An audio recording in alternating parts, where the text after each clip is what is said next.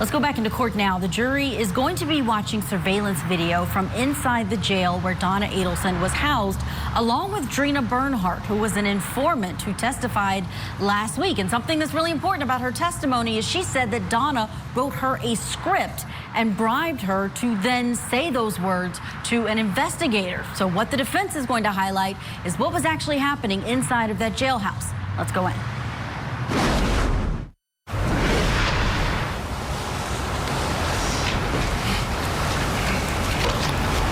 Judge, so that I could use the computer, is it okay if I stand over here rather than at the lectern? That's fine. Okay.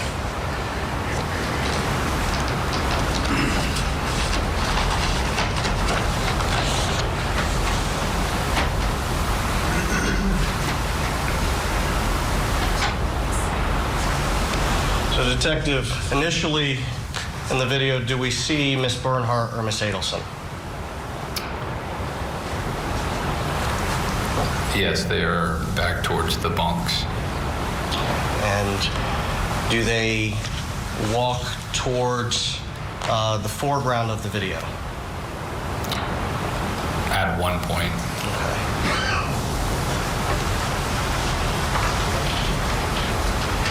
I'm going to fast forward a little bit. Who's seated at the table with the dark hair? That's Drina Bernhardt. And what does she have in front of her? A notebook with a daisy and a yellow folder, looks like.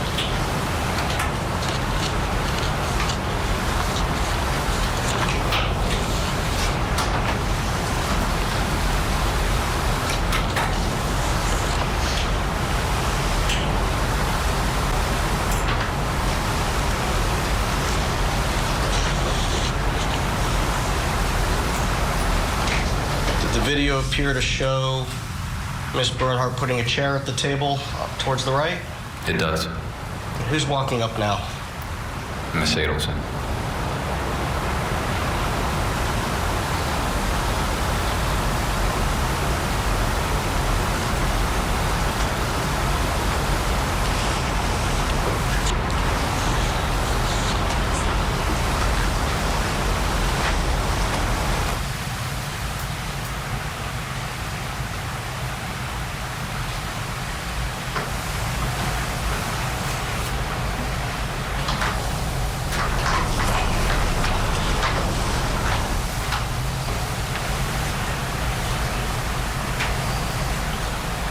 Does it appear from the video that Miss Bernhardt got Miss Adelson to sit down at that table? It does.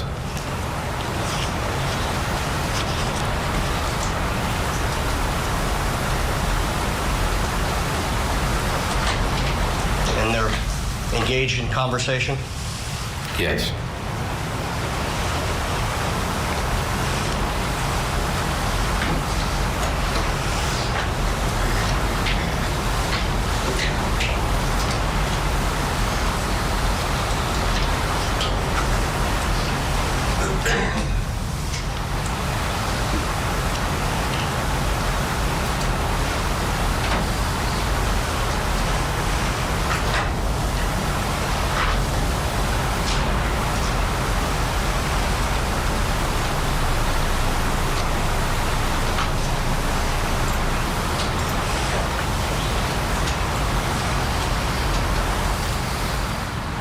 Okay, there's no audio on the surveillance video, but you see there Drina Bernhardt and Donna Adelson there in this corner table talking, which according to Bernhardt's testimony, they did a lot of talking. Donna felt that she was her jail daughter and called her my sunshine, same nickname she had for her grandchildren. Let's bring back in National Trial Attorney Michael Jafer, who is standing by. So what I'm assuming, Michael, is that the defense is going to highlight that Drina is doing writing, that she is the one initiating things, because on the stand they asked her, did Donna do all of the writing of this script that you say she gave you to tell you how to lie to investigators? What do you think about this being an important part of the defense's case?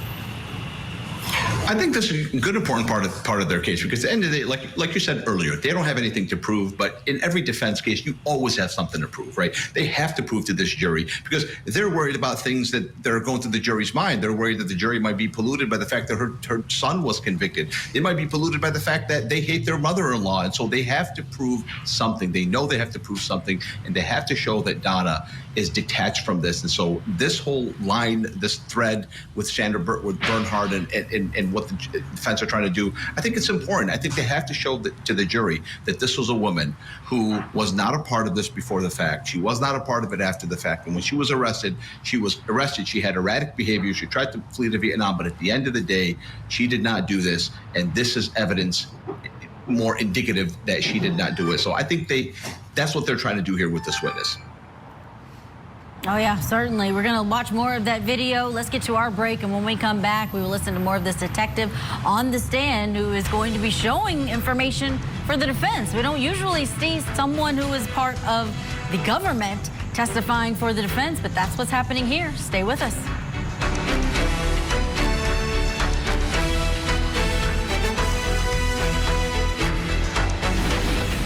Tonight on Closing Arguments, will this jury find Cardi B liable for assault? We're live with reaction to today's closing arguments as this civil trial nears its dramatic finish. Closing Arguments, tonight at 8/7 Central, only on Court TV. The WNBA is on Ion. The Sky travel to Indy to clash against the Fever. Then the Liberty go coast to coast to take on the Storm. Coverage begins Friday night at 7. Find Ion wherever you watch. Ion, it's on.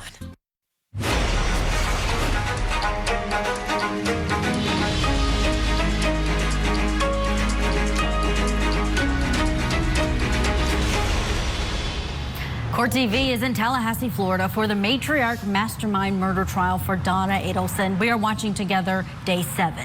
This is the 75-year-old defendant who faces up to life in prison if a jury finds her guilty in the orchestrating and shooting death of Dan Markell. He was her former son-in-law back in 2014.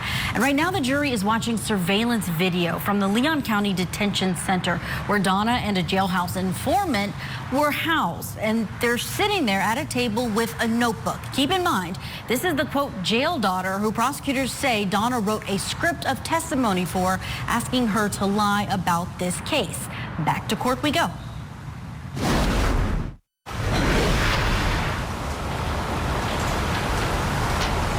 However, it's clear that Ms. Bernhardt is still speaking with my client.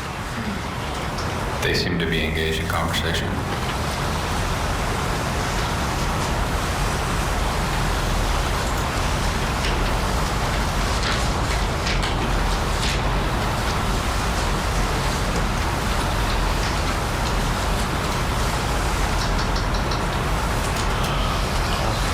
$22.50.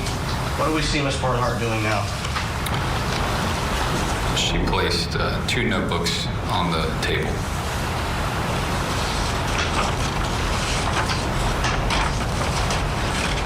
And one of them was the hot pink one that we saw. That I think the state's admitted into evidence. It's a hot pink. Correct. Okay.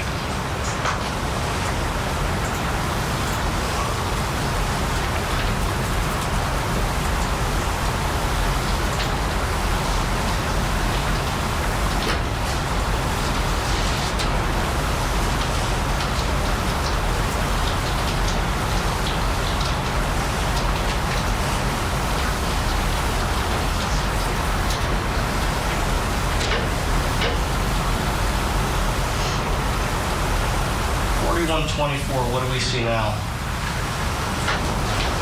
Drina's opening the hot pink notebook.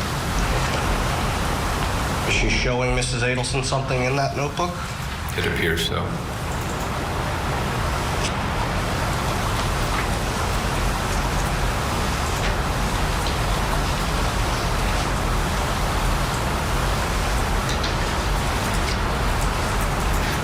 Fast forward to 4404. Are they both writing?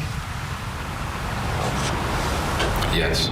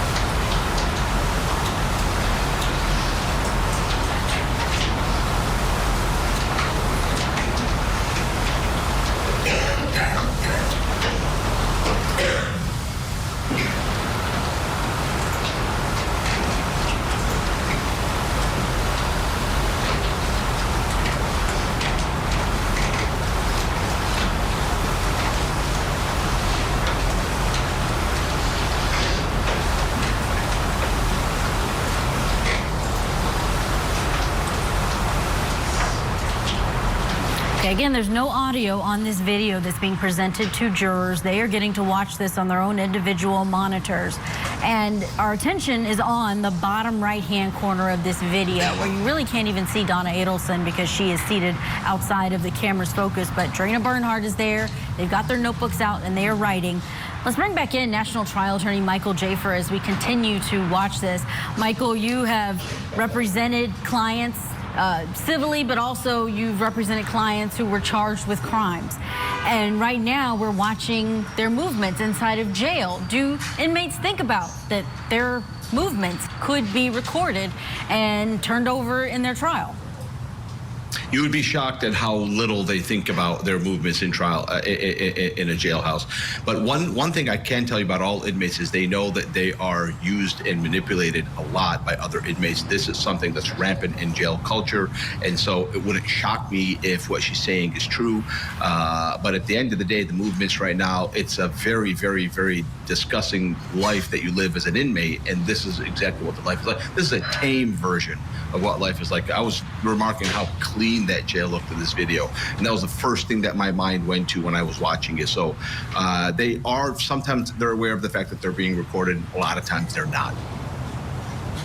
Now, Donna Adelson's team, no doubt, is going to be arguing that Drina Bernhardt really did believe that Catherine McBanois set up the Adelsons and was truthful when she said that, but then changed her story once she talked to the state. I mean, it's not a far-fetched theory, especially since Donna may have been offering veneers and land, but the state can offer you freedom. What are your thoughts there on how a jury may have to work through all of this? Yeah, I mean, her credibility is non-existent. Drug addictions, pills, and things that she was offering her, you know, and changing her story. So her testimony is not that credible. But at the end of the day, I believe that some jurors, if they want to believe that Donna Adelson did this and was the master manipulator, this would be on brand for her if, in fact, she did it.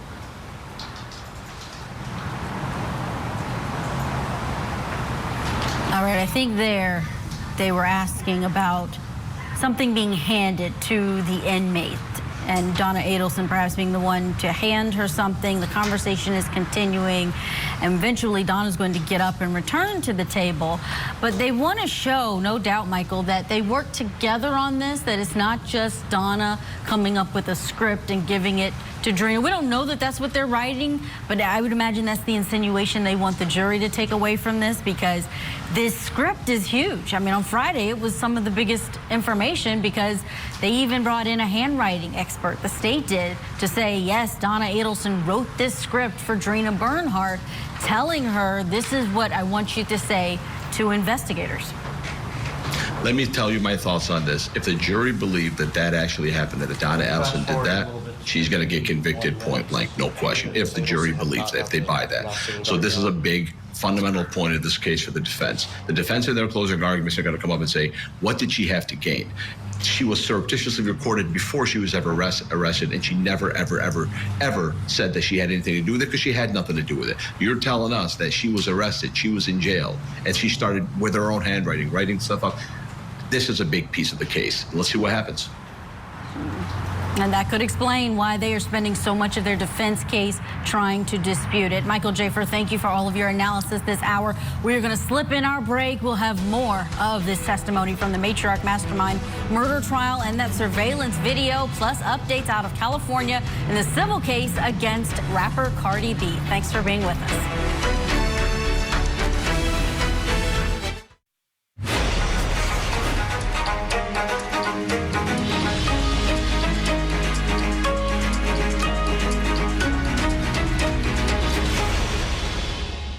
And when you interviewed Miss Bird, did you tell Miss Bird that Mrs. Adelson was going to pay her for her testimony? No. Okay. Specifically, did you tell Miss Bird that Donna Adelson was going to buy her a piece of land? No. What about a trailer? No. What about veneers for her teeth? No. What about a small vehicle for her and her children? No. Okay. Did Miss Bird tell you that Mrs. Adelson had offered those items to her? No. Did Miss Bird tell you that Mrs. Adelson confessed to her? No. Welcome back to Court TV Live. I'm Judge Ashley Wilcott, of course, honored to be with you today. We are bringing you testimony in the Donna Adelson murder trial in Florida, where the defense is now presenting its witnesses. The state claims Donna is the family's matriarch who orchestrated a murder-for-hire plot. The prosecution says she wanted to get rid of her former son-in-law, Dan Markell, so she could have her grandkids closer to her in South Florida. Donna's defense attorney claims she is a normal person, not a mastermind, and several defense witnesses today have described her as a loving mother and grandmother. Let's get you back into court now. The jury is watching surveillance video from the Leon County Detention Center where Donna Adelson was housed. Now, I want you to note they're on the right side of the screen, Donna and the Jailhouse Informant who testified for the state's case. There is no audio on the video. There's some questions being asked. Let's go back in. And as with previously, can we tell what they're writing? No. Can we determine what they're discussing? No.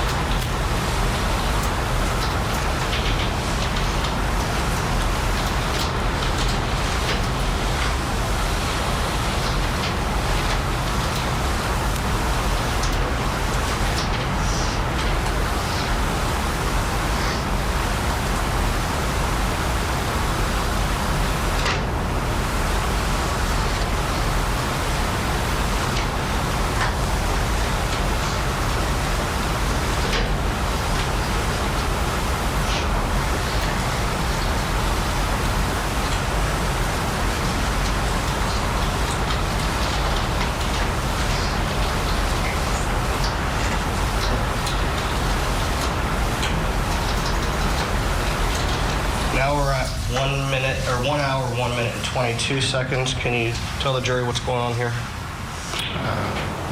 Miss Bernhardt just opened some notebook. She's writing, and Miss Adelson is also writing.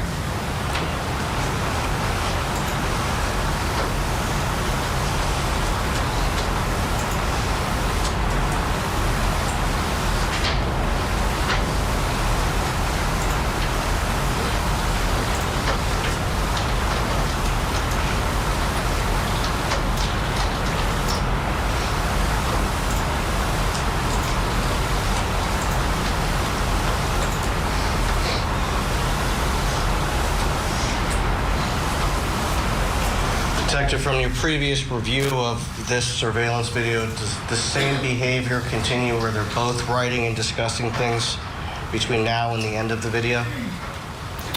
I believe so, yes.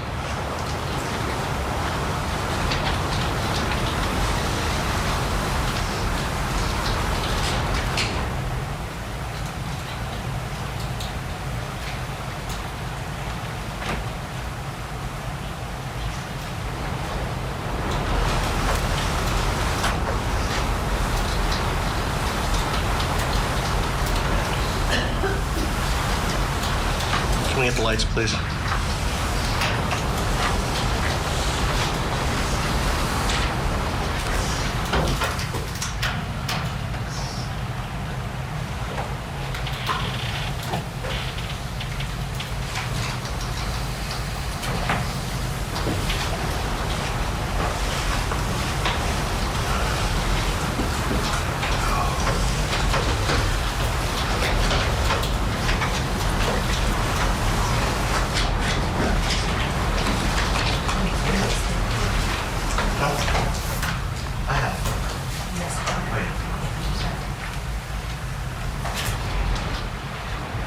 Detective, do you recall the date that video was collected?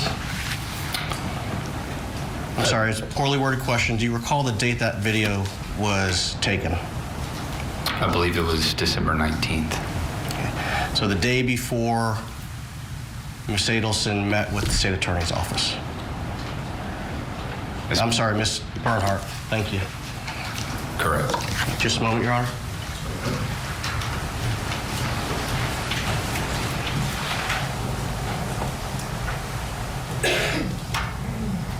Detective, that's the day after Ms. Bernhardt told you that she had information about my client. Correct.